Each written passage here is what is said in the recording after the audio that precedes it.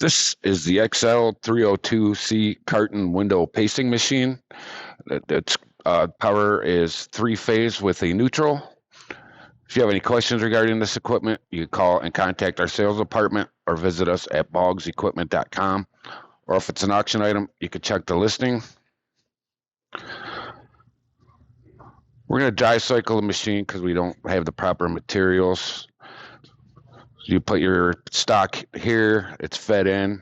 You put your glue here. That's where the glue is applied on with this roller. Then your film comes down, gets sucked onto the wheel, and then applied to the stock. Turn the pump on.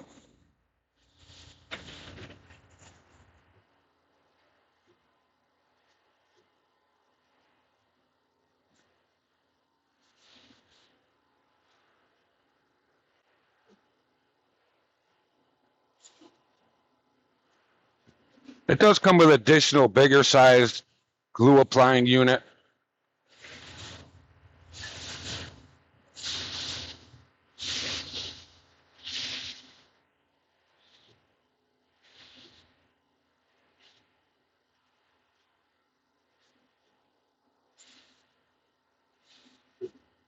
And this is the XL302C Carton window pasting machine.